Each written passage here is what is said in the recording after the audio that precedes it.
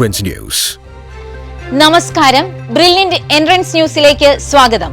ആദ്യം ഇന്നത്തെ പ്രധാന വാർത്തകളിലേക്ക്. ഐസർ ആപ്റ്റിറ്റ്യൂഡ് ടെസ്റ്റ് മെയ് 25-ന്, അപേക്ഷ മാർച്ച് 5 മുതൽ. എലിജിബിലിറ്റി ക്രൈറ്റീരിയയിൽ വലിയ ഇളവുകൾ. ഈ അധ്യയന വർഷം 10,000 MBBS സീറ്റും 6,500 IIT ബിടെക് സീറ്റും വർദ്ധിക്കും. കേന്ദ്ര ബജറ്റിൽ ധനമന്ത്രി നിർമ്മല സീതാരാമൻ. നാറ്റയുടെ ആർക്കിടെക്ചർ ആപ്റ്റിറ്റ്യൂഡ് ടെസ്റ്റ് മാർച്ച് 1 മുതൽ. ഓൺലൈൻ അപേക്ഷ ഫെബ്രുവരി 3 മുതൽ. MBA പ്രവേശനത്തിനായി KMAT-ന് ഇപ്പോൾ അപേക്ഷിക്കാം. റിസർച്ച് മേഖലയിൽ അഭിരുചിയുള്ള കുട്ടികൾക്ക് സയൻസ് എഡ്യൂക്കേഷനും റിസർച്ചിനുമായി ഐസറുകളിൽ അഡ്മിഷൻ ലഭിക്കാൻ നടത്തുന്ന ഐസർ ആപ്റ്റിറ്റ്യൂഡ് ടെസ്റ്റ് മെയ് 25-ന് നടക്കും. റിപ്പോർട്ടിലേക്ക്.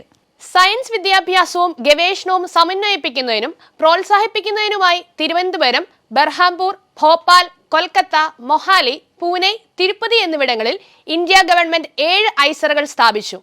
ഫിസിക്സ്, കെമിസ്ട്രി, മാത്സ്, ബയോളജി ഉൾപ്പെടുന്ന പ്രവേശന പരീക്ഷ മെയ് 25-ന് നടക്കും. മാർച്ച് 5 മുതൽ iser-admission.in എന്ന വെബ്സൈറ്റിലൂടെ പരീക്ഷയ്ക്കായി അപേക്ഷിക്കാം. ഈ വർഷം എലിജിബിലിറ്റി ക്രൈറ്റീരിയയിൽ വലിയ ഇളവുകളാണ് കാണാൻ സാധിക്കുന്നത്.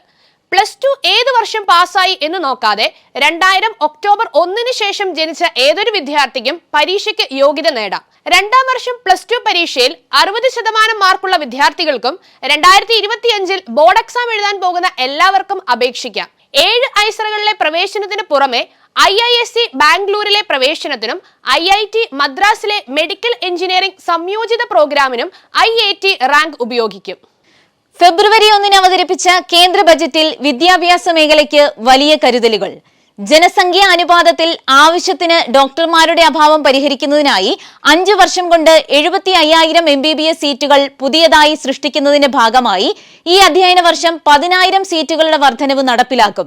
അതുപോലെ ഇന്ത്യയിലെ വിദ്യാർത്ഥികൾക്ക് ഏറ്റവും താൽപര്യമേറിയതും പ്രൊഫഷണൽ വിദ്യാഭ്യാസത്തിന്റെ അവസാന വാക്കുമായ IIT-കളിൽ 6,500 ബിടെക് സീറ്റുകളും വർദ്ധിപ്പിക്കും. എന്നാൽ കേരളത്തിന് എയിംസ് എന്നത് സ്വപ്നം മാത്രമായി അവശേഷിക്കുകയും ചെയ്യുന്നു.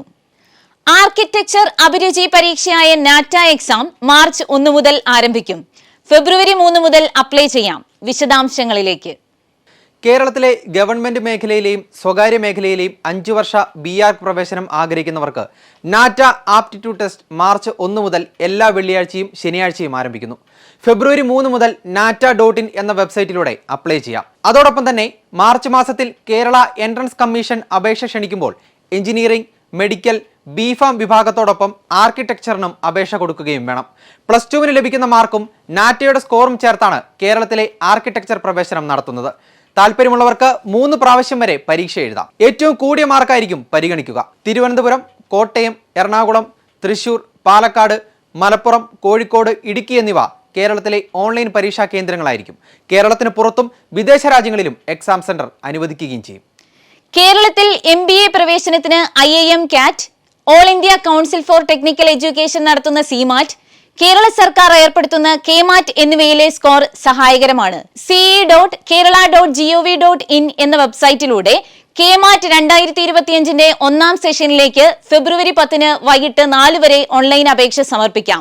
Arts, science, engineering, commerce, management വിഷയങ്ങളിൽ 3 വർഷമെങ്കിലും ദൈർഘ്യമുള്ള ബിരുദമുണ്ടായിരിക്കണം. ഇതോടുകൂടി ഇന്നത്തെ വാർത്താ ബുള്ളറ്റിൻ അവസാനിക്കുന്നു. പുതിയ വാർത്തകളുമായി വീണ്ടും കാണാം. നന്ദി.